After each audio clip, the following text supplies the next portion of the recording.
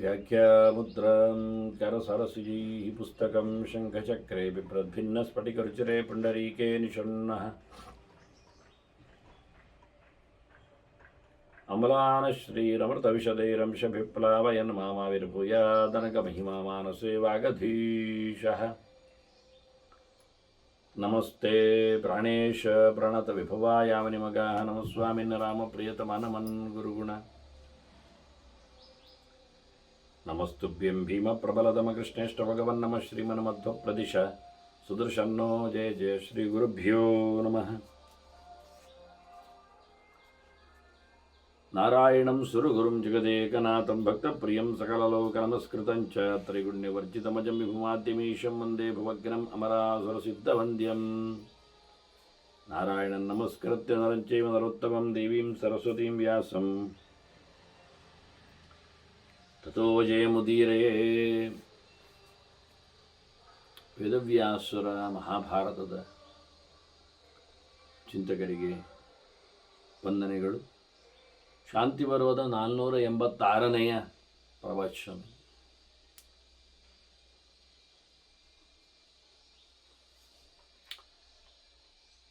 ಪಂಚರಾತ್ರದ ಸಾತ್ವತ ತಂತ್ರದ ಭಗವಂತನ ಬಗ್ಗೆ ವಿಶೇಷವಾದ ಅರಿವುಳ್ಳ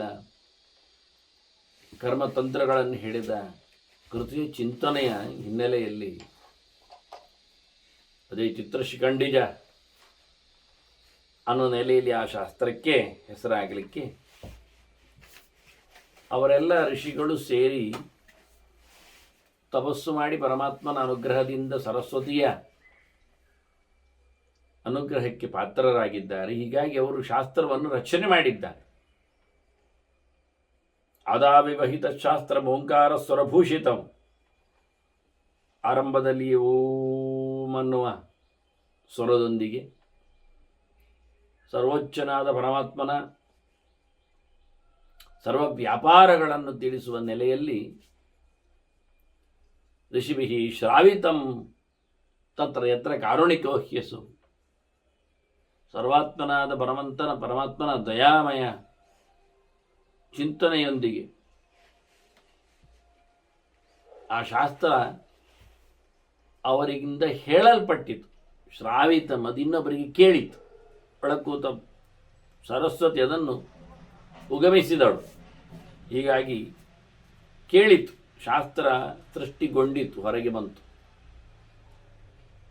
ಆಗ ದೇವರವರಿಗೆ ಹೇಳುತ್ತಾನೆ. ಎದುರು ಕಾಣಿಸಿಕೊಳ್ಳುವುದಿಲ್ಲ ದೇವರು. ಶಬ್ದ ಕೇಳುತ್ತದೆ ಋಷಿಗಳಿಗೆ. ಇದು ನೀವು ಮಾಡಿದ ಶಾಸ್ತ್ರ ಇಲ್ಲಿಗೆ ನೀವೇನು ಕೇಳಿಸಿದಿರಿ, ಹೊರಗೆ ಹೇಳಿಬಿಟ್ಟಿರಿ, ಅದು 1,00,000 ಶ್ಲೋಕಾತ್ಮಕವಾಗಿ ಬಂದಿದೆ ಅಂತ. ಕೃತಂ ಶತಸಹಸ್ರಂ ಹೀ. ಅದು ಅತ್ಯಂತ ಪರಿಶುದ್ಧವಾದ ಪ್ರಮಾಣ ಕೃತಿ. ಎಷ್ಟು ಪ್ರಾಮಾಣಿಕ ಅಂದರೆ ನನ್ನಿಂದ ಸೃಷ್ಟರಾದ ಬ್ರಹ್ಮಾದಿಗಳಂತೆ. ಸರ್ವೇ ಪ್ರಮಾಣಂ ಹೀಯತ ತಥಾತ ಶಾಸ್ತ್ರಮುತ್ತಮಂ. ಇಡೀ ಜಗತ್ತು ಹೇಗೆ ಹೊರಗಿನ ಪ್ರಪಂಚದ ಹಾಗೆ ಎಲ್ಲ ಜೀವಜಾತಗಳಂತೆ ಅಷ್ಟು ಶುದ್ಧವಾದ ಪ್ರಮಾಣ ಈ ಶಾಸ್ತ್ರವಾಗಿದೆ ಅಂದರು. ಇದರಲ್ಲಿ ಇಡೀ ಜಗತ್ತಿಗೆ ಬೇಕಾಗಿರತಕ್ಕ ಎಲ್ಲ ಪ್ರಕಾರದ ಧರ್ಮಗಳು ಇವೆ. ಲೋಕತಂತ್ರಸ್ಯ ಕೃಷ್ಣಸ್ಯ ಯಸ್ಮಾತ್ ಧರ್ಮ ಪ್ರವರ್ತತೆ. 2 ಪ್ರಕಾರದ ಧರ್ಮಗಳಿವೆ, ಪ್ರವೃತ್ತಿ ಧರ್ಮಗಳು, ನಿವೃತ್ತಿ ಧರ್ಮಗಳು ಅಂತ. ಧರ್ಮಾರ್ಥ ಕಾಮಗಳನ್ನು ಪ್ರತಿಬಿಂಬಿಸುವಲ್ಲಿ ಆಗುವ ಕ್ರಿಯೆಗಳನ್ನು ಹೇಳತಕ್ಕಂತಹ ಎಲ್ಲವೂ ಪ್ರವೃತ್ತಿ ಧರ್ಮಗಳು. ಮೋಕ್ಷದೆಡೆಗೆ ವಾಲುವಂತೆ ಚಿಂತನೆಗಳನ್ನು ಸಾದರಪಡಿಸುತ್ತಂತಹ ಕ್ರಿಯಾವಿಶೇಷಗಳೆಲ್ಲ ಅದು ಮೋಕ್ಷ ಧರ್ಮ. ಹೀಗೆ ಪುರುಷಾರ್ಥಗಳಿಗೆಲ್ಲ ಇಂಬು ಕೊಡುವಂತೆ ಇಡೀ ಎಲ್ಲ ಪ್ರಕಾರದ ಜನ ಸಮುದಾಯಕ್ಕೆ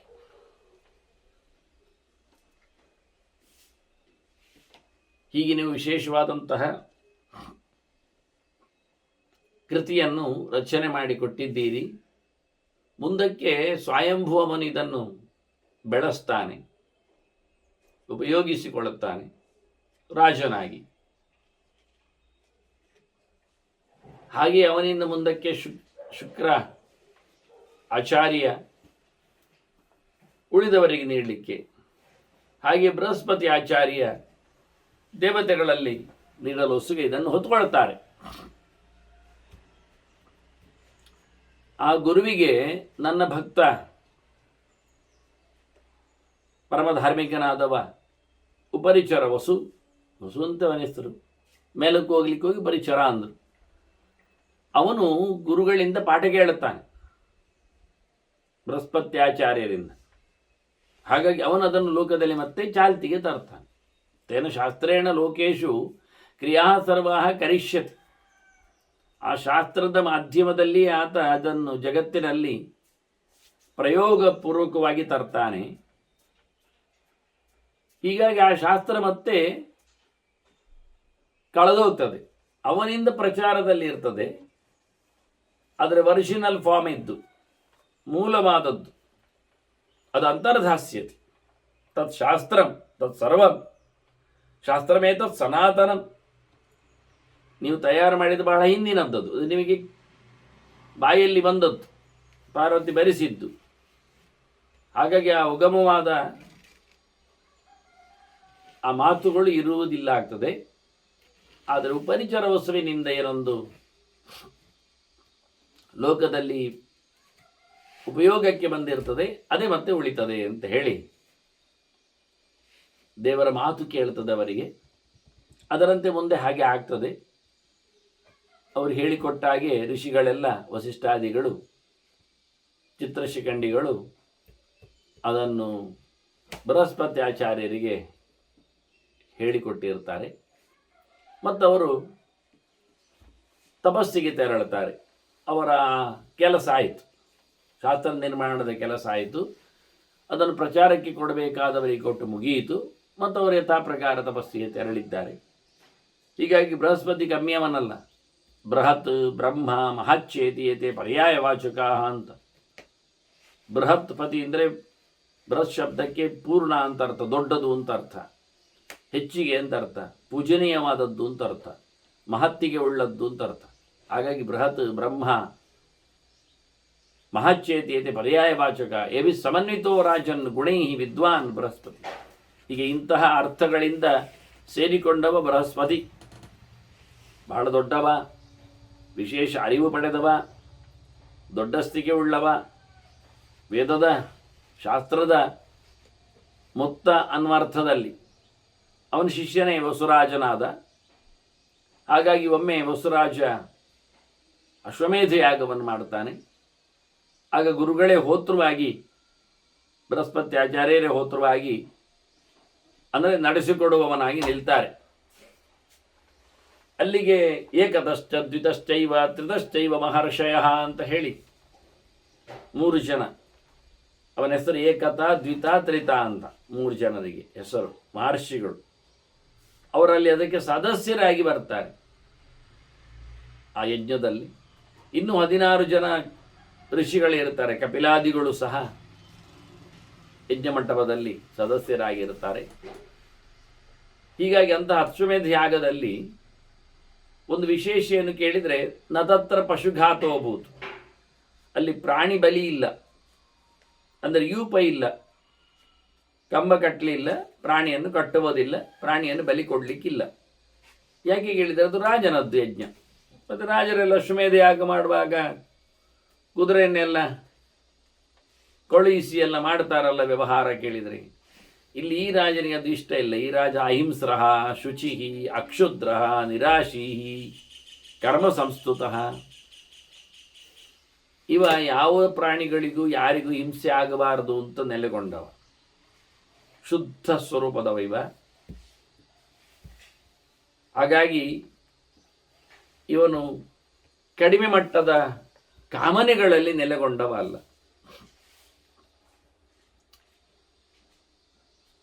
ಕಮ್ಮಿ ಬಯಕೆಗಳಲ್ಲಿದ್ದಾಗ ಇಂಥದ್ದೆಲ್ಲ ಕಾಮ್ಯ ಚೇಷ್ಟೆಗಳಲ್ಲಿ ಇವೆಲ್ಲ ಸೇರಿಕೊಳ್ಳುತ್ತವೆ. ಹಾಗಾಗಿ ಕ್ಷುದ್ರ ಕಾಮನೆಗಳಿಂದಾಗಿ ಜನ ತಾಮಸ ಮಾರ್ಗವನ್ನೆಲ್ಲ ಅವಲಂಬಿಸ್ತಾರೆ.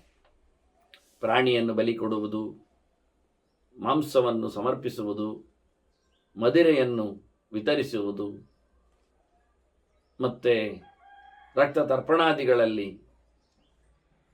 ಈ ರೀತಿಯಾದಂತಹ ಅತ್ಯಂತ ತಾಮಸವಾದ, ಕ್ರೂರವಾದ, ಕರಾಳವಾದ ಮುಖಗಳಲ್ಲಿ ಕ್ಷುದ್ರ ದೇವತೆಗಳನ್ನೆಲ್ಲ ಸಂತೋಷಪಡಿಸುತ್ತಾರೆ.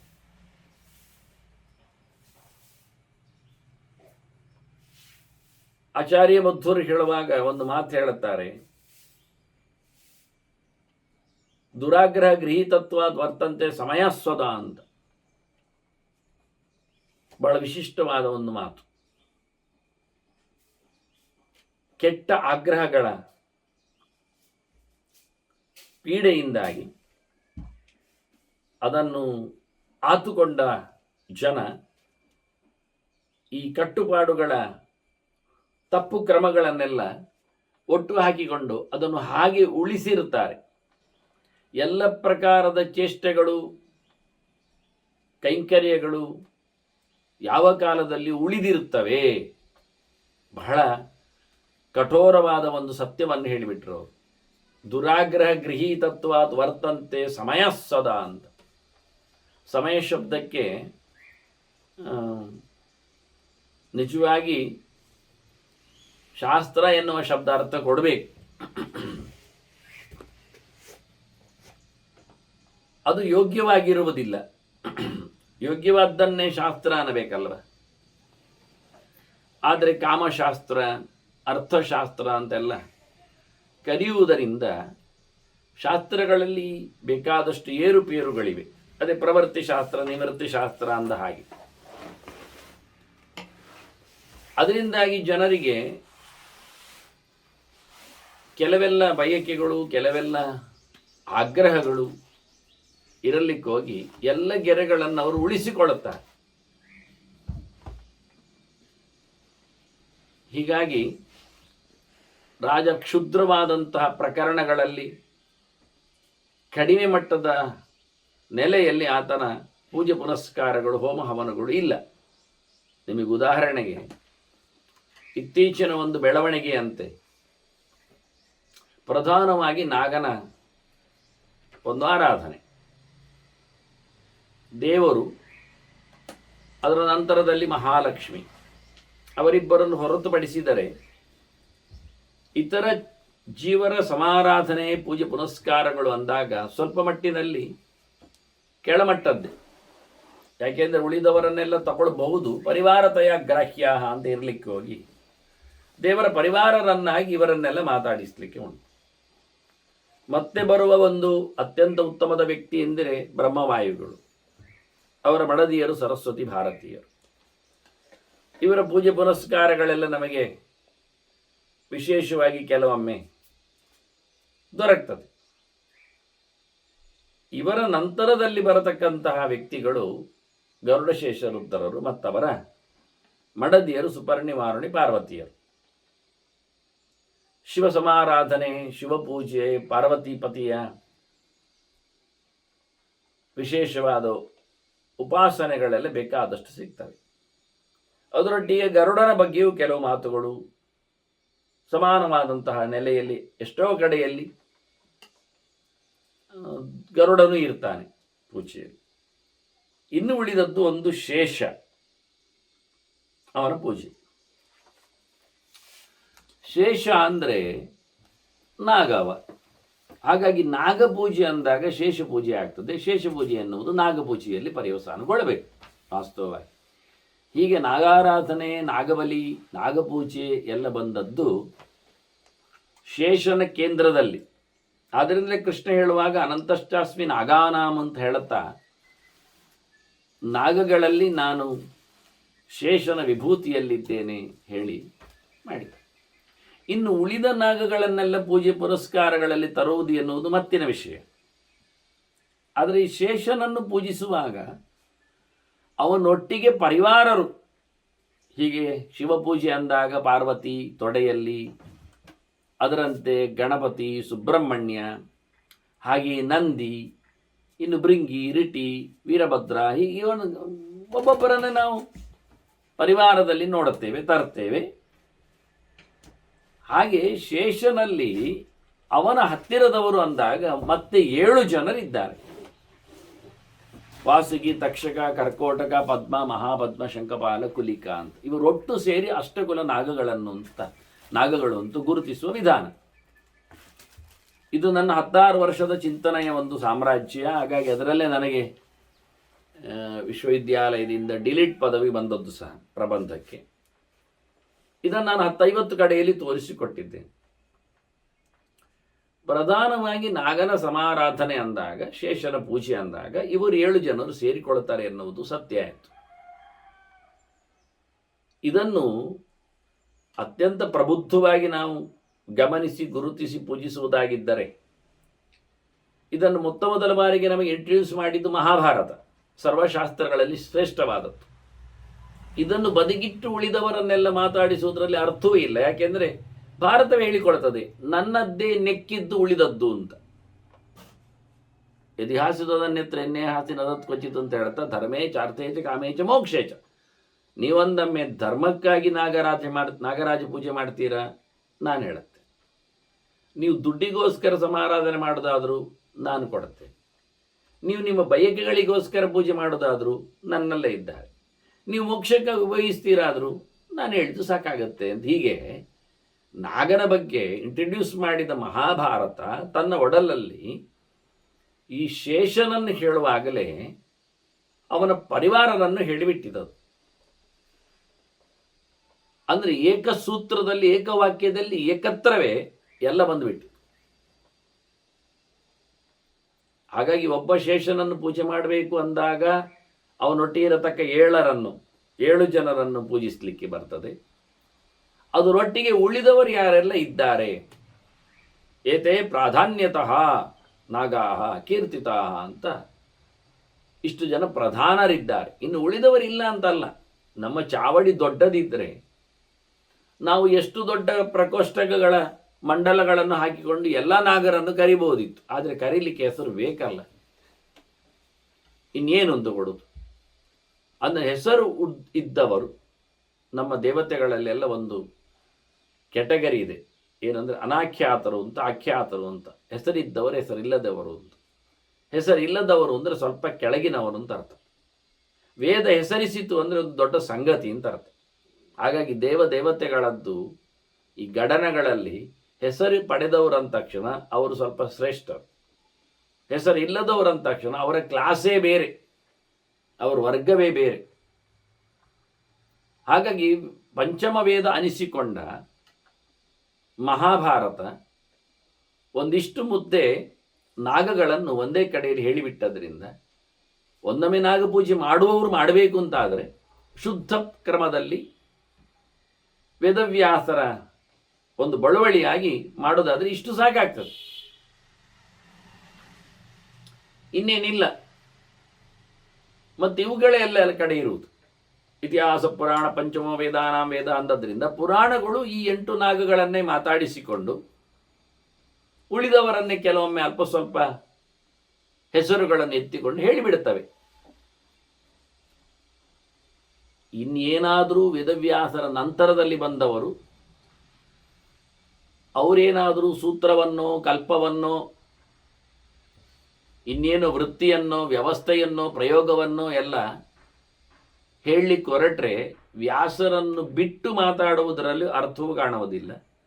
ವ್ಯಾಸರಿಂದ ಬೇರೆ ಹೇಳುವುದರಲ್ಲಿ ಅದು ಅನರ್ಥವನ್ನೇ ಹೇಳುತ್ತದೆ ಎನ್ನುವುದು ಅರ್ಥ ಮಾಡುತ್ತದೆ. ಮತ್ತು ಅದನ್ನೆಲ್ಲ ಕಟ್ಟಿಕೊಂಡು ದೊಡ್ಡ ಸಂತೆ ಮಾಡ್ತಾ ನಾವು ಒಂದೊಮ್ಮೆ ಪೂಜೆ ಪುನಸ್ಕಾರ ಮಾಡ್ತೇವೆ ಅಂತಾದರೆ ಅದನ್ನೇ ಮಧ್ವಾಚಾರ್ಯ ಹೇಳಿದ್ದು ದುರಾಗ್ರಹ ಗೃಹೀತತ್ವ ವರ್ತಂತೆ ಸಮಯಾಸ್ವದ ಅಂತ. ಈ ಶುದ್ಧವಾದ ಸಾತ್ವಿಕವಾದ ಮಾರ್ಗ ಪರಂಪರೆಯನ್ನು, ಮಾರ್ಗ ಅಂದರೆ ಶಾಸ್ತ್ರ ಪರಂಪರೆಯನ್ನು ಹೊರತುಪಡಿಸಿ ಉಳಿದ ಯಾವುದೋ ತಾಂತ್ರಿಕವಾದ ಇನ್ನಿತರ ಅಶುದ್ಧವಾದ ಕ್ಷುದ್ರವಾದ ಕೃತಿಗಳಿಂದಾಗಿ ಎರವಲು ಪಡೆದ ಯಾವುದೇ ಒಂದು ಮಾತುಗಳು ಇದಕ್ಕೆ ವಿರೋಧವೂ ಆಗುವುದಿಲ್ಲ, ಮತ್ತು ಇದಕ್ಕೆ ಪೂರಕವೂ ಆಗುವುದಿಲ್ಲ, ಅದು ವಿಶಿಷ್ಟವೂ ಅಲ್ಲ ಆಗ್ತದೆ. ಅದರಿಂದ ಮಾಡಿರಕೊಂಡಿರತಕ್ಕಂತಹ ವ್ಯವಸ್ಥೆಗಳೆಲ್ಲ ಅದು ಆಗುವುದಿಲ್ಲ ಅಂತಲ್ಲ. ವರ್ತಂತೆ ಸಮಯಾಸ್ತದ ಹೇಳಿದ ಹಾಗೆ ಕೃಷ್ಣನೇ ಹೇಳ್ತಾನಲ್ಲ, ಭೂತೇಜ್ಯ ಯಾಂತಿ ಭೂತಾನಿ ಅಂತ. 4 ಕವಲುಗಳಿವೆ. ಭೂತ ಪೂಜೆ ಮಾಡುವವರಿಗೂ ಅಂತಹ ಒಂದು ಸ್ಥಾನಮಾನಗಳ ವ್ಯವಸ್ಥೆ ಇದೆ ಅಂತ. ಫಲದಲ್ಲಿ ಏನು ಸೊನ್ನೆ ಆಗುವುದಿಲ್ಲ. ಆದರೆ ಅವೈದಿಕವಾದ ವ್ಯವಸ್ಥೆಗಳಲ್ಲಿ ಕರೆದ ಹೆಸರುಗಳಲ್ಲಿ ಕೊಟ್ಟ ಪೂಜೆ ಪುರಸ್ಕಾರಗಳು ತನ್ನಾಮಕವಾದ ಅಸುರರನ್ನು ಸೇರ್ತದೆ ಅಂತ ಕ್ರಮ. ನೀವೊಮ್ಮೆ ಇಂದ್ರಾಯ ಸ್ವಾಹ ಅಂತಲೇ ಹಾಕಿಬಿಡಿ, ಇಂದ್ರನಿಗೆ ಪೂಜೆ ಅಂತಲೇ ಮಾಡಿಕೊಡಿ. ಆದರೆ ಯಾರು ಅವನು ವಿಷ್ಣುವಿನ ಪರಿವಾರನಾದ ಇಂದ್ರ ಅಲ್ಲ ಅಂತಾದರೆ ಅವನು ಬೇರೆವ ಆಗಿ ಹೋಗ್ತಾನೆ. ಆಗ ಇಂದ್ರ ಆ ಹೆಸರಿನಲ್ಲಿ ಒಬ್ಬ ದೈತ್ಯ ಇದ್ದಾನೆ, ಅವ ಪಡಿತಾನೆ. ಎಲ್ಲ ಹೆಸರಿನ ದೈತ್ಯರು ಇದ್ದಾರೆ, ಅಸುರರು ಇದ್ದಾರೆ. ಹಾಗಾಗಿ ಯಾವುದು ಅವೈದಿಕವಾಗಿ ಹೋಗ್ತದೋ, ಮಹಾಭಾರತ ಎನ್ನುವುದು ವೇದ ಆಗಿದೆ, ಪುರಾಣಗಳ ಜೊತೆಯಲ್ಲಿ ಅದು ಇತಿಹಾಸ ಅನಿಸಿಕೊಂಡದ್ರಿಂದ ಇತಿಹಾಸಕ್ಕೆ ವ್ಯಾಪ್ತಿ ಇದೆ. ಭಾರತಂ ಪಂಚರಾತ್ರಂಚ ಮೂಲ ರಾಮಾಯಣ ಅಂತ ಈಗ ನಾವು ಪಂಚರಾತ್ರದ ಬಗ್ಗೆ ಮಾತಾಡ್ತಾ ಇದ್ದೇವೆ. ಪಂಚರಾತ್ರದ ಸಂಹಿತೆಗಳಲ್ಲಿಯೂ ನಾನು ಆ ಅಷ್ಟನಾಗಗಳ ಬಗ್ಗೆ ವೈಭವದ ಮಾತುಗಳನ್ನು ಉಲ್ಲೇಖ ಮಾಡಿ ತೋರಿಸಿದ್ದೇನೆ. ಹಾಗಾಗಿ ಅದು ಮಹಾಭಾರತ, ಪಂಚರಾತ್ರ, ಮೂಲರಾಮಾಯಣ ಒಂದು ಇತಿಹಾಸ ಅನಿಸ್ತದೆ. ಆನಂತರ ಪುರಾಣಗಳು 18. ಹೀಗಾಗಿ ಇವುಗಳಲ್ಲಿ ಅಲ್ಲದ ಯಾವುದೇ ಪ್ರಕಾರಗಳ ಪೂಜೆ ಪುನಸ್ಕಾರಗಳೆಲ್ಲ ಅದು ಒಂದು ದೃಷ್ಟಿಯಿಂದ ಅವೈದಿಕ. ಅಷ್ಟೇ ಅಲ್ಲದೆ ಅದು ಆಸುರ. ಹೀಗಾಗಿ ಕಟ್ಟುನಿಟ್ಟಾಗಿ ಉಪರಿಚರ ವಸು ಈಗ ನಾನು ಬಲಿ ಕೊಡುತ್ತೇನೆ, ಆದರೆ ನಾನು ಪಿಷ್ಟಮಯ ಮಾಡುತ್ತೇನೆ ಅಂತ ಹೇಳಿಕೊಂಡ. ಹಿಟ್ಟಿನಲ್ಲಿ ಮಾಡುತ್ತೇನೆ ಅಂತ, ನಾನು ಸಾಕ್ಷಾತ್ತಾಗಿ ಪಶುವನ್ನು ಕೊಡುವುದಿಲ್ಲ ಅಂತ ಹೇಳಿಬಿಟ್ಟೆ. ನಾನಷ್ಟು ದಯಾಮಯ ಇದ್ದೇನೆ, ನಾನು ಸ್ತುತ್ಯವಾದ ಕರ್ಮವನ್ನು ಮಾತ್ರವೇ ಮಾಡುವುದು. ಅವೆಲ್ಲ ಬಾಹಿರ, ಶಾಸ್ತ್ರಬಾಹಿರವಾದ, ವೇದ ಬಾಹಿರವಾದ ಸಂಗತಿಗಳನ್ನು ನಾನು ಉಪಯೋಗಿಸಿಕೊಳ್ಳುವುದಿಲ್ಲ ಅನ್ನುವ ನೆಲೆಯಲ್ಲಿ ಆತ ಪದಾರ್ಥಗಳನ್ನೆಲ್ಲ ಆರಣ್ಯಕ ಪದೋದ್ಭೂತಾ ಭಾಗಾ ತತ್ರುಪಕಲ್ಪಿತಾ, ಕಾಡಿನದ್ದೇ ಸೊತ್ತುಗಳನ್ನೆಲ್ಲ ಒಟ್ಟು ಮಾಡಿಕೊಂಡಿದ್ದಾನೆ. ಸಮೇಧ್ಯಗಳು, ಧಾನ್ಯಗಳು ಅನ್ನುವ ನೆಲೆಯಲ್ಲಿ. ಹೀಗಾಗಿ ಪ್ರಾಣಿಗಳ ವ್ಯವಸ್ಥೆ ಇಲ್ಲ, ಕಡಿಯುವ ಕತೆ ಇಲ್ಲ. ಬಹಳ ಖುಷಿಪಟ್ಟ ದೇವರು ಆ ಯಜ್ಞದಲ್ಲಿ ಆಹುತಿಯನ್ನು ಸ್ವೀಕಾರ ಮಾಡಿದ. ದೇವರಿಗೆ ಅಂತ ಹೇಳಲ್ಪಟ್ಟ ಆಹುತಿಯನ್ನು ದೇವರು ಪ್ರತ್ಯಕ್ಷವಾಗಿ ಅದನ್ನು ಸ್ವೀಕಾರ ಮಾಡಿಕೊಂಡ. ಆದರೆ ಉಳಿದವರು ಯಾರಿಗೂ ಕಾಣಲಿಲ್ಲ. ಯಜಮಾನನಿಗೆ, ವಸುರಾಜನಿಗೆ ಮಾತ್ರ ಕಾಣಿಸಿಬಿಟ್ಟ. ಅದೃಶ್ಯೇನ ಹೃತೋಭಾಗ ದೇವೇನ ಹರಿಮೇಧಸ. ಇಲ್ಲೇನಾಯಿತು ಕೇಳಿದರೆ, ನೆಲೆಗೊಂಡವನು ಬೃಹಸ್ಪತಿ ಆಚಾರ್ಯ ಪುರೋಹಿತನಾಗಿ, ಅವನಿಗೂ ಕಾಣಲಿಲ್ಲ. ಅವನು ಇದನ್ನು ಗಮನಿಸಿದ. ಎಲ್ಲ ಇದ್ಯಾರು ಅಪಹಾರ ಮಾಡಿದ್ದು ಆಹುತಿ? ನಾನು ದೇವರಿಗೆ ಸಂಕಲ್ಪ ಮಾಡಿದ್ದು ನನಗೆ ಕಾಣಲಿಲ್ಲಲ್ಲ, ತಗೊಳ್ಳಿಕ್ಕೆ ಬರಲಿಲ್ಲಲ್ಲ. ಅವನು ಕಾಣದ ಕೈಯಿಂದ ಇದನ್ನು ಹೊತ್ಕೊಂಡು ಹೋದ್ನಲ್ಲ. ಸಿಟ್ಟು ಬಂತವನಿಗೆ. ಬೃಹಸ್ಪತಿ ತತಃ ಕ್ರುದ್ಧ ಸೃಜ ಮುದ್ಯಮ್ಯ ವೇಗಿತಃ ಆಕಾಶಂ ಘ್ನನ್ ಸೃಜ ಪಾದೈ ರೋಷಾದ ಅಶ್ರುಣ್ಯ ಬರುತ್ತೆ. ಕೋಪದಿಂದ ಕಣ್ಣೀರು ಸುರಿಸ್ತಾ ಇದ್ದಾನೆ. ಆಹುತಿ ಕೊಡುವ ಆ ಏನೊಂದು ಸೃವಗಳ ಜೊತೆಯಲ್ಲಿ ಆಡ್ತಾ ಇದ್ದಾನೆ, ಬಡಿತಾ ಇದ್ದಾನೆ. ಅದನ್ನು ಹೋಯ್ತಲ್ಲ, ಹಾಳಾಯ್ತಲ್ಲ ಅಂತ ಹೇಳಿಕೊಂಡು ಅದರಿಂದ ಬಹಳಷ್ಟು ವ್ಯಗ್ರನಾಗಿದ್ದಾನೆ. ಬಾಯಲ್ಲಿ ಹೇಳಿದ ಮತ್ತೆ, ಉದ್ಯತ ಯಜ್ಞಭಾಗಾಗಿ ಸಾಕ್ಷಾತ್ ಪ್ರಾಪ್ತ ಸ್ವರೈರಿಹ. ನಾನು ಆಹುತಿಗಳನ್ನು ಕೊಡುವಾಗ ಪ್ರತ್ಯಕ್ಷವಾಗಿ ದೇವತೆಗಳೆಲ್ಲ ನನ್ನಿಂದ ಆಹುತಿಯನ್ನು ಪಡೆದುಕೊಂಡ್ರು. ಇವ ಯಾಕೆ? ಕಿಮರ್ಥಮಿಹನ ಪ್ರಾಪ್ತ ದರ್ಶನಂ ಮೇ ಹರಿರ್ನೃಪ. ನನಗೆ ದೇವರು ಯಾಕೆ ಕಾಣಿಸಿಕೊಳ್ಳಿಲ್ಲ ಆಹುತಿ ಕೊಡುವಾಗ? ಉಳಿದ ದೇವತೆಗಳೆಲ್ಲ ಆಹುತಿಯನ್ನು ಪ್ರತ್ಯಕ್ಷ ಮಾಡಿ ತಗೊಂಡೋದ್ರು. ವಿಷಯ ಸತ್ಯ. ದೇವತೆಗಳಿಗೆ ಗುರು ಮಾನ್ಯ. ಗುರುವಿನಿಂದ, ಬೃಹಸ್ಪತಿಯಿಂದ ಮೇಲಕ್ಕಿರುವುದು ಕೆಲವೇ ದೇವತೆಗಳು ಯೋಗ್ಯತೆಯಲ್ಲಿ. ಇಂದ್ರ ಹೌದು, ಮೇಲಿದ್ದಾನೆ. ಮತ್ತೆ ಇಲ್ಲ. ಇಂದ್ರ, ಮನ್ಮಥ, ಮತ್ತೆ ಹಾಗೆ ಹೇಳಿದ್ದೆ ಗರುಡಶೇಷ ರುದ್ರರು, ಬ್ರಹ್ಮವಾಯುಗಳು, ಒಬ್ಬ ಪ್ರವಾಹವಾಯು ಬೇಕಾದರೆ, ಮತ್ತೆ ಯಾರು ಸಿಗುವುದಿಲ್ಲ. ಮತ್ತೆಲ್ಲ ಅವನ ಸಮಾನರೇ. ಇವನ್ ಸ್ವಯಂಭುವ ಮನು, ಅವನು ಸಮಾನ ಯೋಗ್ಯತೆಯವನೇ. ದಕ್ಷನು ಮತ್ತೆ ಸೂರ್ಯಚಂದ್ರರೆಲ್ಲ ಕೆಳಗಿನವರೇ. ಅದನ್ನು ಕರೆದಾಗ ಅವರು ಬರಬೇಕೆನ್ನುವ ಸತ್ಯ ಆಹುತಿ ತಗೊಳ್ಬೇಕು. ಇಂದ್ರ ಗೌರವ ಕೊಟ್ಟಿದ್ದಾನೆ, ಗುರುಸ್ಥಾನದಲ್ಲಿ ಗುರುವನ್ನು ಕುಳ್ಳಿರಿಸಿದ್ದಾನೆ. ಆದ್ದರಿಂದ ಅವ ಇಂದ್ರ ಗುರುವಿನಿಂದ ಮಿಗಿಲಾಗಿದ್ದರೂ ಯಾವತ್ತು ರಾಜ ದೊಡ್ಡವನೇ ಇರ್ತಾನಲ್ಲ, ಅವನೇ ಅಪಾಯಿಂಟ್ ಮಾಡೋದಲ್ವ ಗುರುಸ್ಥಾನಕ್ಕೆ ಅಥವಾ ಪೌರಹಿತ್ಯಕ್ಕೆಲ್ಲ. ಬ್ರಾಹ್ಮಣನನ್ನಾಗಿ ಆಗಿದ್ದು ಅವನ ಯೋಗ್ಯತೆಯಲ್ಲಿ ದೊಡ್ಡವನೇ ಇರ್ತಾನೆ. ಆದರೆ ಏನಾದರೂ ರಾಜ ದೊಡ್ಡವನೇ ಅಲ್ವ. ಹೀಗಾಗಿ ಇಲ್ಲಿ ಇಂದ್ರ ಮೇಲಿದ್ದರೂ ಸಹ ಪ್ರತ್ಯಕ್ಷವಾಗಿ ಒಂದು ಆಹುತಿಯನ್ನೆಲ್ಲ ತಗೊಂಡಿದ್ದಾನೆ ಗುರು ಕರೆದಾಗ. ಆದರೆ ದೇವರು ಮಾತ್ರ ಕಾಣಲಿಲ್ಲ, ಅವನಿಗೆ ತಗೊಳ್ಳಿಲ್ಲ. ದೇವರು ತಗೊಂಡು ಹೋಗಿ ಆಗಿದೆ. ಕಾಣಿಸಿಕೊಳ್ಳದೆ ಇದ್ದದಕ್ಕೆ ಕೋಪ ಮಾಡಿದ್ದಾನೆ. ಕೋಪ ಮಾಡಿಕೊಂಡು ಹೇಳ್ತಾನೆ ಜೋರಾಗಿ. ಆಗ ರಾಜ ಹೇಳಿದ, ನನಗೆ ಕಂಡ ದೇವರು ಅವನು ಪ್ರತ್ಯಕ್ಷವಾಗಿ ಸ್ವೀಕಾರ ಮಾಡಿಕೊಂಡು ಹೋದದ್ದು ಆಹುತಿಯನ್ನು, ನೀವು ಕೋಪ ಮಾಡಬೇಡಿ ಹೇಳ್ತಾನೆ. ಹಾಗೆ ಇನ್ನಷ್ಟು ಸಿಟ್ಟು ಗುರುವಿಗೆ, ನಿನಗೆ ಕಂಡ ನನಗೆ ಕಾಣುವುದಿಲ್ಲ ಅಂದರೆ ನಯಜೇಯ ಮಹಂ ಚಾತ್ರ ಪರಿಭೂತಸ್ತ್ವಯ ಅಂದ್ರಪ್ಪ, ನಿನ್ನಿಂದ ನಾನು ಸೋತಿದ್ದೇನೆ, ನನಗೆ ಒಳ್ಳೇದಾಗ್ತಾ ಇಲ್ಲ. ಈಗ ನಾನಿನ್ನು ಹೋಮಕರ್ಮವನ್ನು ಬಿಡ್ತೇನೆ ಈಗ ಹೇಳಿಕೊಂಡು. ನೀನೇ ಮಾಡಿದ್ದು, ತ್ವಯಾ ಪಶುರ್ ವಾರಿತಶ್ಚ ಕೃತ ಪಿಷ್ಟಮಯ ಪಶು. ನೀನಿಲ್ಲಿ ಯಜ್ಞದಲ್ಲಿ ಸಾಕ್ಷಾತ್ ಪಶು ಹೋಮ ಮಾಡಲಿಕ್ಕಿಲ್ಲ ಅಂತ ನೀನು ತಡೆದೆ, ಹಿಟ್ಟಿನದ್ದೆಲ್ಲ ಮಾಡಿ ಕೂತೆ, ಅದಕ್ಕೆ ಆದದೀಗ ಅಂತ ಇವ ಬದಲಾಯಿಸಿದ ವಿಷಯವನ್ನು.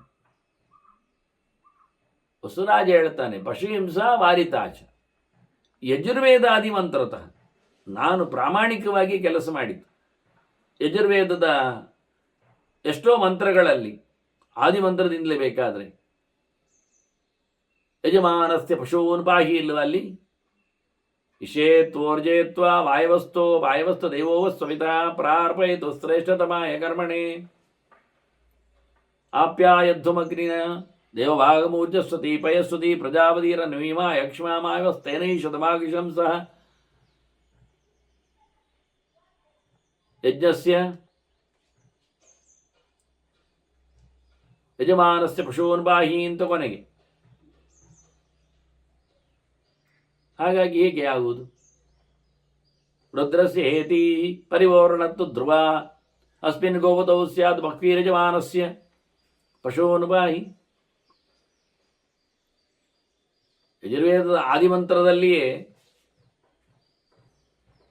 ರಕ್ಷಣೆಯಲ್ಲಿ ಪ್ರಾರ್ಥನೆ ಇರುವಾಗ ಅನೇಕ ಅರ್ಥಗಳಲ್ಲಿ ಆಗಿದ್ರು, ಇದು ಒಂದು ಅರ್ಥವೇ. ನಾನು ಒಪ್ಪಲಿಲ್ಲ ಅಂದ. ಅಹಂಕಾರೇ ಹಿಂಸಾಂ ದ್ರಕ್ಷ್ಯಾಮಿ ಏಕಾಂತಿಕೋ ಅರಿವು. ನನಗೇನು ಗೊತ್ತುಂಟ, ಎಲ್ಲೆಡೆ ಭಗವಂತನನ್ನು ನಾನು ಗಮನಿಸ್ತೇನೆ. ಹಾಗಾಗಿ ಪಶುಗಳನ್ನು ಕಡಿಯುವುದರಲ್ಲಿ ನನಗೆ ವಿರೋಧ ಇದೆ.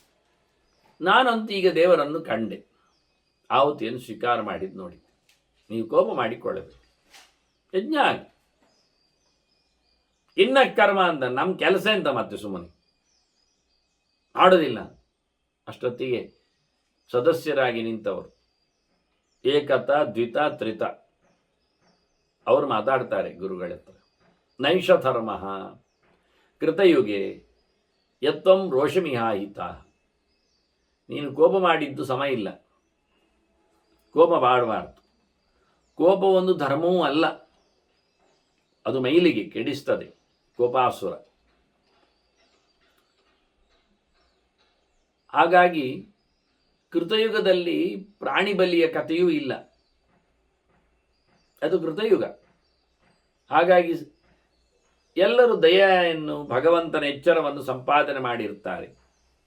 ಶುದ್ಧವಾದ ಧರ್ಮ ಮಾತ್ರ ಇರುವುದು. ತಾಂತ್ರಿಕವಾದ ಮಿಶ್ರವಾದ ಧರ್ಮಗಳೆಲ್ಲ ಆಗ ಇಲ್ಲ. ಹಾಗಾಗಿ ಕಾಲ ಬದಲಾದಾಗ, ಅದರ ಅಧಿಪತಿಗಳು ಬೇರೆ ಆದಾಗ ಅನೇಕ ಅನ್ಯಾನ್ಯ ತಂತ್ರಗಳೆಲ್ಲ ಪ್ರವೇಶ ಮಾಡುತ್ತವೆ. ಆಗ ಈ ಶುದ್ಧವಾದ ತಂತ್ರ ಪ್ರಕ್ರಿಯೆಯನ್ನು ಮರಿತಾರೆ. ಕ್ಷುದ್ರವಾದ, ಅಸಮವಾದ, ರಾಜಸ ತಾಮಸವಾದ ತಂತ್ರಗಳಿಂದ ಕರ್ಮಗಳನ್ನು ಮಾಡ್ತಾರೆ. ಹಾಗಾಗಿದ್ದು ರಾಜ ಮಾಡಿದ್ದು ಚೆನ್ನಾಗಿದೆ, ಮತ್ತೆ ದೇವರು ಕಾಣುವುದಿಲ್ಲ ಅಂತ ನೀನು ಹಠ ಮಾಡಿದೆ. ದೇವರು ಕಾಣುವುದಿಲ್ಲ. ಯಾಕೆ? ದೇವರು ಕಾಣಿಸಿಕೊಳ್ಳುವುದು ದೇವರು ಕಾಣಿಸಿಕೊಂಡಾಗ ಮಾತ್ರವೇ.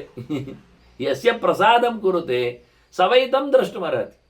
ಯಾವಾಗ ದೇವರು ತನ್ನನ್ನು ಕಾಣಿಸಬೇಕು ಅಂತ ಇಷ್ಟಪಡ್ತಾನೆ ಆವತ್ತು ಕಾಣ್ತಾನೆ ಹೊರತು ನಾವೆಂತ ಮಾಡಿದರೂ ದೇವರು ಕಾಣುವುದಿಲ್ಲ. ನಮ್ಮ ಪ್ರಯತ್ನದಿಂದ ದೇವರು ಕಾಣುವುದಲ್ಲ, ದೇವರ ಅನುಗ್ರಹದಿಂದ ದೇವರು ನಮಗೆ ಕಾಣುವಂಥದ್ದು. ಹಾಗಾಗಿ ಭಗವಂತನ ಪ್ರಸಾದ ಅದಾಗಲಿಲ್ಲ ಅಂತ ಅರ್ಥ ಅಷ್ಟೆ. ನಾವು ವಯಂ ಹಿ ಬ್ರಹ್ಮಣ ಪುತ್ರಾ ಮಾನಸಾ ಪರಿಕೀರ್ತಿತ. ನಾವು ಚತುರ್ಮುಖ ಬ್ರಹ್ಮನ ಮಕ್ಕಳು.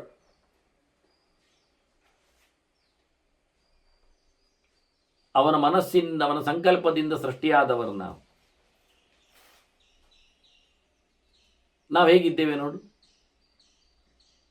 ಸಾಕ್ಷಾತ್ ಭಗವಂತನ ಮಗನಾದ ಚತುರ್ಮುಖನ ಮಕ್ಕಳು ನಾವಾಗಿದ್ದೇವೆ. ನಮಗೂ ನಮ್ಮ ಅಜ್ಜನನ್ನು, ನನ್ನ ಅಪ್ಪನ ಅಪ್ಪನನ್ನು ಕಾಣಬೇಕು ಅಂತ 4000 ವರ್ಷ ತಪಸ್ಸು ಮಾಡಿದ್ದೇವೆ. ಅವರ ಲೆಕ್ಕ ಹೇಳುವುದು ಅಲ್ಲಿದ್ದು ದಿವ್ಯ ವರ್ಷ, ಇಲ್ಲಿದ್ದಲ್ಲ, ಮಾನವ ಲೋಕದ್ದಲ್ಲ. ಇಲ್ಲಿ 360 ದಿವಸಗಳಿಗೆವರೆಗೆ ಒಂದು ದಿನ ಆಗ್ತದಲ್ಲ, ಹಾಗೆ ಹೀಗೆ ತಪಸ್ಸು ಮಾಡಿ ಒಂದು ಕಾಲಲ್ಲಿ ನಿಂತು ತಪಸ್ಸು ಮಾಡಿತ್ತು. ಕ್ಷೀರೋದದ ಉತ್ತರದ ದೇಶದಲ್ಲಿ ಕೊನೆಗೆ ನಮಗೆ ಮಾತು ಕೇಳುತ್ತದೆ. ಏನು ಅಂತ? ನೀವು ಶ್ವೇತದ್ವೀಪಕ್ಕೆ ಹೋಗಿ ಅಂತ.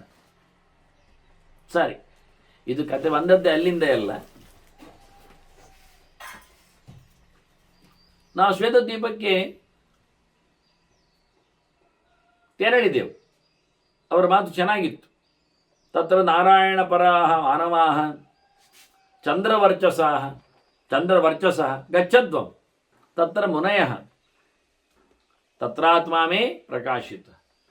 ಅಲ್ಲಿ ನಾನು ನನ್ನನ್ನು ಕಾಣಿಸಿದ್ದೇನೆ, ನನ್ನ ಸ್ವರೂಪ ಅಲ್ಲಿ ದರ್ಶನ ಆಗ್ತದೆ.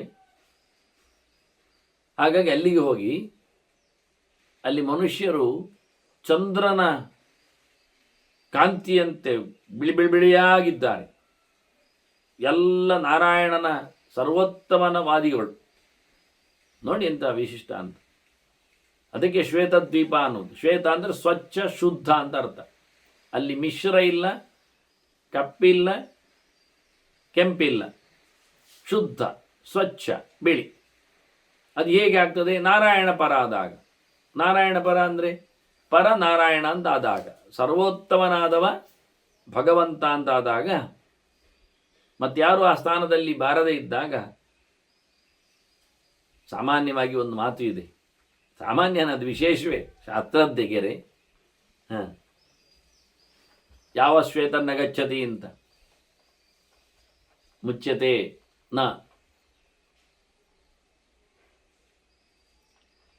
ಶ್ವೇತದ್ವೀಪಕ್ಕೆ ಹೋಗದೆ ಮೋಕ್ಷ ಎನ್ನುವುದಾಗುವುದಿಲ್ಲ ಅಂತ.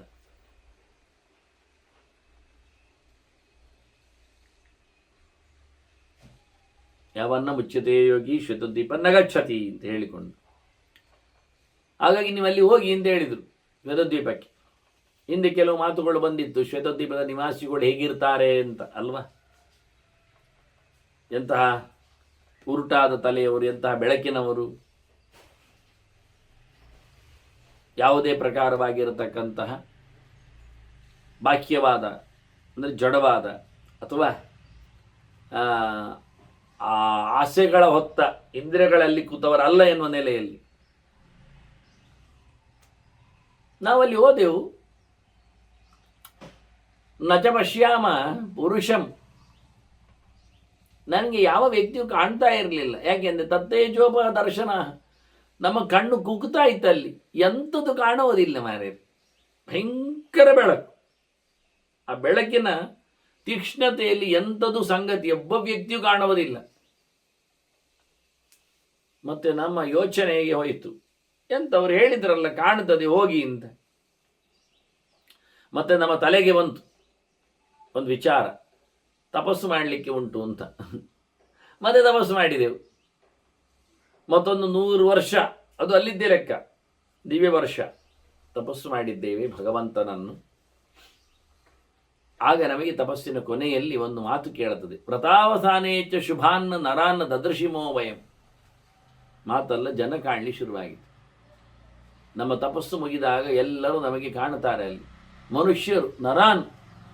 ಇದು ಸುರರ ಪ್ರಶ್ನೆ ಅಲ್ಲ, ಮನುಷ್ಯರನ್ನು ನಾವು ಕಂಡೆವಲ್ಲಿ ಚಂದ ಇದ್ದಾರೆ, ಬಿಳಿ ಇದ್ದಾರೆ, ಬಹಳ ಒಳ್ಳೆ ಇದ್ದಾರೆ. ಅವರೆಲ್ಲ ಬಹಳ ಚೆನ್ನಾಗಿ ಕೈ ಮುಗಿದು ಕೂತಿದ್ದಾರೆ. ಮತ್ತೆ ಕೃತಾಂಜಲಿ ಪುಟಾನ್ ಬ್ರಹ್ಮ ಜಪತಃ ಪ್ರಾಗುದನ್ಮುಖಾನ್. ಅವರು ಪೂರ್ವಕ್ಕೆ ಉತ್ತರಕ್ಕೆ ಫೇಸ್ ಆಗಿ ಕೂತಿದ್ದಾರೆ, ಅಂದರೆ ಪೂರ್ವೋತ್ತರಕ್ಕೆ ಈಶಾನ್ಯಕ್ಕೆ ಫೇಸ್ ಮಾಡಿದ್ದಾರೆ. ಅತ್ಯಂತ ಪ್ರಶಸ್ತವಾದಂತಹ ಅದು ಪದ್ಧತಿ. ಹಾಗಾಗಿ ಕೈ ಮುಗಿದುಕೊಂಡಿದ್ದಾರೆ, ಮನಸ್ಸಿನಲ್ಲಿ ಜಪ ಮಾಡ್ತಾ ಇದ್ದಾರೆ. ಇವರಿಗೆ ಅದು ಅರ್ಥ ಆಗ್ತದೆ, ಮಾಡ್ತಾ ಇದ್ದಾರೆ. ಎಂಥ ಒಂದು ಬೆಳಕು ಕೇಳಿದರೆ, ಗುರುಗಳೇ ಇವರು ಹೇಳ್ತಾನೆ, ಏಕತೆ ಹೇಳ್ತಾನೆ ಬೃಹಸ್ಪತಿ ಆಚತ್ರ, ಯಾಭವತ್ ಮನುಷ್ಯಾರ್ಧೂಲ ಭಾಹ ಸೂರ್ಯಸ್ಯ ಯುಗಕ್ಷಯ ಏಕೈಕಸ್ಯ ಪ್ರಭಾತಾದೃಕ್ ಸರ್ವೇತೆ ಸಮತೇಜಸ್ಸ. ನೋಡಿದರೆ ಬೆಳಕು ಕೇಳಿದರೆ ಪ್ರಳಯ ಕಾಲದಲ್ಲಿ ಏನು ಬರ್ತದೆ ಸೂರ್ಯನ ತೀಕ್ಷ್ಣವಾದ ಬೆಳಕು, ಹಾಗೆ ಒಬ್ಬೊಬ್ಬರದ್ದು. ಯದಿ ಭಾ ಸದಶಿ ಸಾಸ್ಯ ಭಾಸಸ್ತಸ್ಯ ಮಹಾತ್ಮನಃ ಅಂತ ಭವೇ ದ್ವಿಗವದುತ್ಥಿತ ಅರ್ಜುನ ಹೇಳ್ತಾನಲ್ಲ. ಪ್ರಳಯದಲ್ಲಿ ಒಮ್ಮೆ ಎಲ್ಲ ಕಡೆಯಲ್ಲಿ ಸೂರ್ಯನೇ ಮೂಡಿದಂತೆ ಕಂಡ್ರೆ ಬೆಳಕೇನಾಗಬಹುದು? ಈ ಒಂದು ಬೆಳಕಲ್ಲೇ ನಮಗೆ ಆಗುವುದಿಲ್ಲ ನೋಡಲಿಕ್ಕೆ. ಈ ಒಂದು ಬೆಳಕು ನೋಡಿದಾಗಲೇ ಹೊರಗಿನ ಸೊತ್ತುಗಳು ಕಾಣುವುದಿಲ್ಲ. ದಿವಿ ಸೂರ್ಯ ಸಹಸ್ರಸ್ಯ ಅಂತ ನಮ 1000 ಗಟ್ಟೆ ಸೂರ್ಯರು ಮೂಡಿದರೆ ಹೇಗಾಗ್ತದೆ ಬೆಳಕು, ಅಂತ ಬೆಳಕು ನಾನು ವಿಶ್ವರೂಪದಲ್ಲಿ ಕಂಡೆ ಅಂತಾನೆ. ಅದು ದಿವ್ಯ ಕಣ್ಣು ಕೊಟ್ಟಾಗ. ಇವರು ಹೇಳ್ತಾರೆ, ಏಕತ ದ್ವಿತ ತ್ರಿತರಲ್ಲಿ ಹೋಗಿ ಬಂದವರ ಅನುಭವವನ್ನು ಹೇಳ್ತಾರೆ. ನಾವಲ್ಲಿ ಮತ್ತೆ ತಪಸ್ಸು ಮಾಡಿ ನೋಡಿದೆವು, ಏನು ಪ್ರಳಯದ ಸೂರ್ಯನಂತೆ ಬೆಳಕು. ಯಾರಲ್ಲಿ? ಒಬ್ಬೊಬ್ಬರಲ್ಲಿ. ಇದು ಕೇಳಿ ನೀವು. ಅಲ್ಲ, ಇವರಿಗೆ ನೋಡಲಿಕ್ಕೆ, ಅಂತವರ ನೋಡಲಿಕ್ಕೆ ಇಷ್ಟು ವರ್ಷ ತಪಸ್ಸಾಯ್ತು ಅವರದ್ದು. ಅಷ್ಟು 1000 ಗಟ್ಟಲೆ ಅಲ್ಲಿನದ್ದು, ಇಲ್ಲಿನದ್ದಲ್ಲ. ತಪಸ್ಸು ಮಾಡಿದವರಿಗೆ ಶ್ವೇತದ್ವೀಪಕ್ಕೆ ಪ್ರವೇಶ, ಅಲ್ಲಿಯವರ ದರ್ಶನ, ಅಲ್ಲಿಯವರ ಬೆಳಕಿನ ಅನುಭವ. ಒಬ್ಬೊಬ್ಬರು ಈ ರೀತಿಯಾಗಿ ಪ್ರಳಯ ಕಾಲದ ಸೂರ್ಯನ ಬೆಳಕಲ್ಲಿ ಕೂತಿದ್ದಾರೆ. ಹಾಗಿರುವಾಗ ಎಲ್ಲರನ್ನು ನೋಡ್ತೇವೆ ನಾವು, ಎಲ್ಲರೂ ಒಂದೇ ಪ್ರಕಾರ ಬೆಳಕಿನವರು. ಒಬ್ಬೊಬ್ಬನಿಗೆ ಮಾತ್ರ ಅಂತದ್ದಲ್ಲ, ಪ್ರತಿಯೊಬ್ಬರು ಅಷ್ಟು ಪ್ರಖರ ತೇಜಸ್ಸಿನವರು. ಅಷ್ಟಾಗುವಾಗ ಏನಾಗಿದೆ ಅಂದ್ರಲ್ಲಿ, ಒಮ್ಮೆಲೆ 1000 ಸೂರ್ಯರ ಬೆಳಕು ಮತ್ತು ಅಂತಲ್ಲಿ ಬಂತು. ಒಮ್ಮೆಲೆ ಒಂದೇ ಕಡೆಯಲ್ಲಿ 1000 ಟೈಮ್ ಮೋರ್ ಇವರಿಗಿಂತ, ಒಬ್ಬೊಬ್ಬರ ಬೆಳಕಿಗಿಂತ ಒಮ್ಮೆಲೆ ಒಂದೇ ಕಡೆ ಮುದ್ದೆಯಾಗಿ. ಇವರಿಗೆ ಮೊದಲ ಬೆಳಕೇ ನೋಡ್ಲಿಕ್ಕೆ ಆಗಲಿಲ್ಲ, ಆ ಬೆಳಕಿನಲ್ಲಿ ವ್ಯಕ್ತಿಯನ್ನು ಗಮನಿಸಲಿಕ್ಕೆ ಆಗಲಿಲ್ಲ. ಇದಿನ್ನಾಗುವುದೌದ? ಅವ್ರು ಹೇಳ್ತಾರೆ, ನಮಗಾಗಲಿಲ್ಲ. ಆ ಬೆಳಕು ಮಾತ್ರ ನಮಗೆ ಗೊತ್ತಾಯ್ತು ಹೊರತು ಎಂಥದ್ದು ಗೊತ್ತಾಗಲಿಲ್ಲ. ಇವರೆಲ್ಲ ಕೈ ಮುಗಿದುಕೊಂಡು ಕೂತವರು, ಜಪ ಮಾಡ್ತಾ ಇದ್ದವರೆಲ್ಲ ಎಲ್ಲ ಓಡಿದ್ದೆ ಆ ಬೆಳಕಿನೆಡೆಗೆ. ಸಾಹಿತಾಷ್ಟಾಭ್ಯಧಾವಂತ ತದಸ್ತೆ ಮಾನವಾಹ ಧೃತಂ. ಮನುಷ್ಯರು ಕೂಡಲೇ ಓಡಿದ್ರು ಅಲ್ಲಿಗೆ. ಎಲ್ಲರೊಟ್ಟು ಸೇರಿಕೊಂಡು ಕೃತಾಂಜಲಿ ಪುಟಾಹ ಹೃಷ್ಟಾಹ, ಭಾರಿ ಖುಷಿಯಲ್ಲಿದ್ದಾರೆ, ಕೈ ಮುಗಿದುಕೊಂಡೇ ಇದ್ದಾರೆ ಓಡುವಾಗಲೂ. ನಮ ಇತ್ಯೇವ ವಾದಿನ, ನಮಸ್ಕಾರ ನಮಸ್ಕಾರ ಅಂತ ಹೇಳ್ತಾ ಇದ್ದಾರೆ. ನಮೋ ನಮಃ ನಮೋ ನಮಃ ಅಂತ ಹೇಳ್ತಾ ಇದ್ದಾರೆ. ಹಾಗೆ ಹೇಳಿಕೊಂಡು ಓಡಿದ್ದಾರೆ. ಒಬ್ಬರಿಗೊಬ್ಬರು ಓಡಿಕೊಂಡು ಹೋಗಿದ್ದಾರೆ ಅಲ್ಲಿಗೆ, ನಮಗೆಂತ ಕಾಣೋದಿಲ್ಲ. ಆಗ ನಮಗೆ ಶಬ್ದಗಳು ಕೇಳಿ ಶುರುವಾದವು. ತಥೋ ಹಿ ವದತಾಂ ತೇಷಾಂ ಅಶ್ರೌಷ್ಮ ವಿಪುಲಂ ಧ್ವನಿಂ. ನಾವು ದೊಡ್ಡ ಮಟ್ಟಿನ ಶಬ್ದವನ್ನು ಅವರು ಮಾತಾಡುವುದನ್ನು ಕೇಳಿಕೊಂಡೆ. ಏನು ಅಂತ ಕೇಳಿತದು ಅಂದರೆ, ಬಲಿಹಿ ಕಿಲ ಉಪಕ್ರಿಯತೆ ತಸ್ಯ ದೇವಸ್ಯ ತೈರ್ನರೈ. ಅವರು ಮನುಷ್ಯರು ಹೋದವರು, ಆ ಬಹಳ ದೊಡ್ಡ ಬೆಳಕಿನಡೆಗೆ ಧಾವಿಸಿದವರು ಈಗ ಪೂಜೆ ಮಾಡ್ತಾರೆ ಅಂತ ಗೊತ್ತಾಯಿತು. ಇದು ಪೂಜೆಯ ಸಮಯ, ದೇವರು ಬಂದದವರಿಗೆ ಪ್ರತ್ಯಕ್ಷ. ಅದಕ್ಕೆ ಅವರೆಲ್ಲ ನೋಡಿತು. ನಮಗೆ ಎಂಥದ್ದು ಕಾಣುವುದೇ ಇಲ್ಲ, ನಮಗೆ ಕಿವಿಗೆ ಕೇಳ್ತಾ ಇತ್ತಷ್ಟೇ. ಒಂದು ಕೇಳಿತು. ಎಂತ ಒಂದು ಕೇಳಿತು? ಅವರ ಮಂತ್ರ ಒಂದು ಕೇಳಿತು. ನಮ ಹೇಳುವುದನ್ನು ನಾವು ಕಿವಿಗೊಟ್ಟು ಕೇಳಿದೆವು. ಹೇಗಿತ್ತದು? ಜಿತಂತೆ ಪುಂಡರೀಕಾಕ್ಷ ನಮಸ್ತೆ ವಿಶ್ವಭಾವನ ನಮಸ್ತೆ ಸ್ತು ಋಷಿಕೇಶ ಮಹಾಪುರುಷ ಪೂರ್ವಜ ಅಂತ ನೋಡಿ. ಇದು ಪಂಚರಾತ್ರ ಸಂಹಿತೆಯಲ್ಲಿ ಇವತ್ತು ಸಿಗತಕ್ಕಂತಹ ಜಿತಂತೆ ಸ್ತೋತ್ರ 5 ಅಧ್ಯಾಯ ಸಿಗ್ತದೆ. ಅವರು ಮಾಡುವ ಅಲ್ಲಿಯ ಸ್ತೋತ್ರಗಳ ಗೆರೆ ಇದು. ನಮಗೆ ಧರ್ಮಕ್ಕೆ ಸಿಗ್ತದೆ, ಕೊಟ್ಟರೂ ಸಹ ನಮ್ಮ ನಾಲಿಗೆಯಲ್ಲಿ ಅದು ಓಡುವುದಿಲ್ಲ. ಹಾಗೆ ನಮ್ಮದು ಕುಣಿತ ಭಜನೆಯ ಕಥೆಗಳ ಪರಂಪರೆಯಲ್ಲಿ ನಾವಿದ್ದೇವೆ. ಹಾಗಾಗಿ ನಮಗಿದು ಕುಳಿತ ಕತೆ, ಶ್ವೇತದ್ವೀಪ ನಿವಾಸಿಗಳ ಪ್ರಾರ್ಥನೆ ಒಂದು ಬೇಡ, ನಮ್ಮ ನಾಲಿಗೆಯಲ್ಲಿ ಓಡುವುದೇ ಇಲ್ಲ. ಮೊದಲೇ ನಾವು ಪ್ರಾಕೃತರು, ಅದರಲ್ಲಿಯೂ ನಮ್ಮಲ್ಲಿ ಸಂಸ್ಕೃತ ಬರುವುದಿಲ್ಲ. ಹಾಗಾಗಿ ಅದರ ಜೊತೆಯಲ್ಲಿ ದಂಡಿಯಾಗಿ ಲಕ್ಷಗಟ್ಟಲೆ ಮಹಾತಾಳಗಳ ಜೊತೆಯಲ್ಲಿನ ಹಾಡುಗಳು ಹೊಸೆಯಲ್ಪಟ್ಟಿವೆ. ಹೀಗಾಗಿ ಎಲ್ಲ ಈ ಶ್ಲೋಕ, ಮಂತ್ರ, ಚಿಂತನೆ, ಸ್ತುತಿಯ ತಾಣಗಳಲ್ಲಿ ಪೂರ್ತಿ ಅವುಗಳೇ ಗುಡ್ಡೆ ಬಿದ್ದಿವೆ, ರಾಶಿ ಬಿದ್ದಿವೆ. ಇನ್ನೀವು ಎಕ್ಕಲಿಕ್ಕೆ ನೋಡಲಿಕ್ಕೆ ಬರುವುದೇ ಇಲ್ಲ. ಜಿದಂತೆ ಸ್ತೋತ್ರ ಎಲ್ಲಿ ಉಂಟು ಅಂತ ಹುಡುಕ್ಲಿಕ್ಕೆ ಹೋಗಬೇಡಿ. ಅದು ಒಂದು ಗುಡ್ಡೆ, 3 ಗುಡ್ಡೆ ಮೇಲೆ ಅದರ ಮೇಲೆ ಬಿದ್ದಿದೆ. ನಮ್ಮ ಎಲ್ಲ ಭಾಷೆಗಳ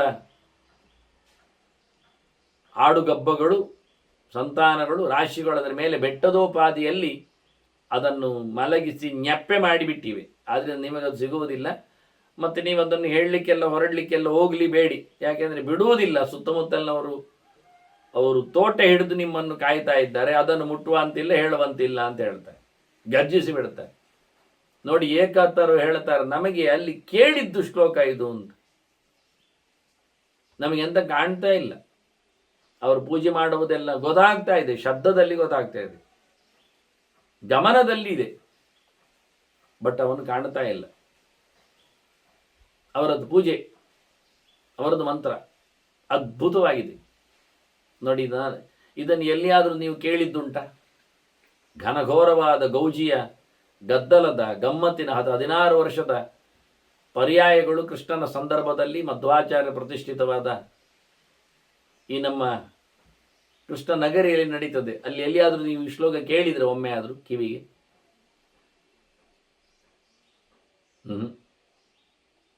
ಇಡೀ 100 ತಾಣಗಳೆಲ್ಲ ದೀಪಗಳಿಂದ ಬೆಳಗಿರುತ್ತವೆ, ವಾದ್ಯ ವಿಶೇಷಗಳಿಂದ ತುಂಬಿ ಇರ್ತವೆ, ಮಾತುಕತೆಗಳಿಂದ ವಿಜೃಂಭಿಸ್ತವೆ. ಆದರೆ ಈ ಒಂದು ಗೆರೆಯಲ್ಲಿ ಪಾಸಾಗಲಿಲ್ಲ. ಕೃಷ್ಣನನ್ನು ಕೈ ಮುಗಿಯುವಂಥದ್ದಾಗಲಿ, ಪ್ರಾರ್ಥನೆಯಲ್ಲಿ ಇಣುಕುವಂಥದ್ದಾಗಲಿ. ಕೂಡಲೇ ನನ್ನನ್ನು ಒಬ್ಬರು ನೆನಪಿಸ್ತಾರೆ, ಅದು ಮಧ್ವಾಚಾರ್ಯರ ಆನಂದ ಮುಕುಂದ ಅರವಿಂದನೆಯನ್ನು ಸಹ ಕೇಳುವುದಿಲ್ಲ, ಕೇಳ್ತಾ ಇರಲಿಲ್ಲ ಅಂತ. ನಮ್ಮದು 3/4 ಗಂಟೆ ಸ್ವಾಗತದಲ್ಲಿರ್ತದೆ, 1.5 ಗಂಟೆ ಧನ್ಯವಾದದಲ್ಲಿ ಬರ್ತದೆ. ನಡುವೆ ಅಂತೂ ಬೇಕಾದಷ್ಟು 16 ದಿನಗಳ ವೈಭವದ ಕಾರ್ಯಕ್ರಮಗಳು, ಕಾಲ ಮೇಲೆ ಮಾಡುವ ತ್ರಿವಿಕ್ರಮ ಅವತಾರ, ಅದು ಕಾಲ ಮೇಲೆ ಮಾಡುವಂಥದ್ದು. ಆನಂತರ ಎಲ್ಲ ದರ್ಶನಗಳ ವಿಶ್ವ ದರ್ಶನದು ಎಲ್ಲಗಳ ನಮೂನೆಗಳು ನಡೀತವೆ. ಆದರೆ ಅದರಲ್ಲಿ ಜಿತಂತೆ ಪುಂಡರೀಕಾಕ್ಷ ಹೃದಯ ಕಮಲದಲ್ಲಿ ಅರಳಿ ನಿಂತವೋ ಭಗವಂತನೇ, ನೀನು ಸರ್ವಸ್ವವನ್ನು ದಾಟಿ ನಿಂತವ, ಸರ್ವೋತ್ತಮ ಇದ್ದಿ, ನನ್ನನ್ನು ಗೆಲ್ಲಿಸು, ಉದ್ಧರಿಸು.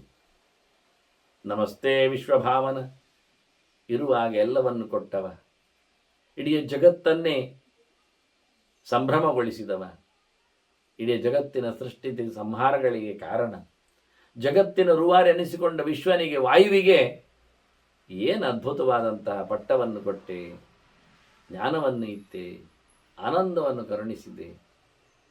ಅಂತಹ ಭಗವಂತ ನನ್ನ ಉಸಿರಿಗೂ ಅದ್ಭುತವಾದ ಕಂಪನ್ನು ನೀಡಬೇಕು ನೀನು.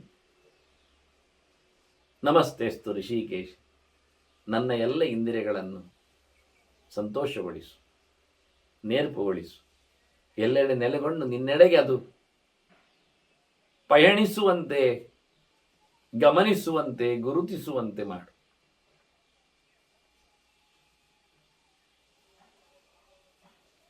ನಮಸ್ತೆಸ್ತು ಋಷಿಕೇಶ, ನಮಸ್ತೆ ನಮಸ್ತೆಸ್ತು ಋಷಿಕೇಶ ಮಹಾಪುರುಷ ಪೂರ್ವಜ. ನಾವೊಂದೊಮ್ಮೆ ಚತುರ್ಮುಖರನ್ನೇ ಮಹಾಪುರುಷ ಅಂತ ಹೇಳಿದ್ರೆ ನಮಗೆ ಗೊತ್ತಿರುವುದು ಅವನಷ್ಟೇ. ಅವನಿಗೂ ಮೊದಲಿನವ ನೀನು. ಮಹಾಪುರುಷ ನನ್ನ ಪೂರ್ವಜ, ಅವನಿಗೂ ಮಹಾಪುರುಷ ನೀನು, ಆದಿಕವಿಯವ. ನಮ್ಮ ಪೂರ್ವಜರೆಲ್ಲ ನಿನ್ನನ್ನು ಮಹಾಪುರುಷ ಅಂತ ಗುರುತಿಸಿದ್ದಾರೆ. ಒಂದೇ ಮಹಾಪುರುಷತೆ ಚರಣಾರವಿಂದಂ. ಇದು ಹಿಂದೆ ಕೇಳುತ್ತಿತ್ತು. ನಾನು ಹೇಳಬಹುದು 50 ವರ್ಷದ ಕೆಳಗಿನ, ಆಗ ಮೈಕುಗಳು ಕಡಿಮೆ ಇದ್ದವು. ಆದರೂ ಒಳಗೆ ಕೃಷ್ಣನ ನೈವೇದ್ಯದ ಹೊತ್ತಿನಲ್ಲಿ ಬಹಳ ಚಂದವಾಗಿ ತಾಳ ಹಿಡಿದು ಹಿಂದೆ ಹೊರಗೆ ಕೂತು ಈ ಭಾಗವತದ ಗೆರೆಯನ್ನು ಭಾಗವತರು ಹಾಡ್ತಿದ್ರು. ಯಾರವರು ಭಾಗವತರು ಅಂತ ನೀವು ಇದ್ದರೋ ಅಂತ ಕೇಳಲಿಕ್ಕೆ ಹೋಗ್ಬೋದು. ಬಹಳ ಚೆನ್ನಾಗಿತ್ತು. ಇವತ್ತು ಬದುಕಿದ್ದಾರೆ ಅವರು. ನಾನು ಕಂಡ ಆ ಹಾಡುಗಾರ ಶ್ರೀಪತಿ ಆಚಾರ್ಯ ಅಂತ. ತೆಕ್ತ್ವಾ ಸುದುಸ್ತ್ಯಜ, ಆ ಗೆರೆಗಳನ್ನೆಲ್ಲ ಹೇಳುತ್ತಾ ಒದ್ದೇ ಮಹಾಪುರುಷತೆ ಅಂತ ಹೇಳಿ ದೇವರ ಪಾದಾರವಿಂದವನ್ನು ನೆನೆಸುವ ಆ ಸೊಲ್ಲು ದಿನ ಹೇಳ್ತಿತ್ತು. ಜೊತೆಯಲ್ಲಿ ದೇವಕಿ ನಂದನ ಎಲ್ಲ ಬರ್ತಿತ್ತು. ಅದ್ಯಾಕೋ ಪದಾರ್ಥಗಳ ನೆನಪಾಗಬೇಕು ಅಂತೇಳಿ ಇರ್ಬೋದೇನೋ.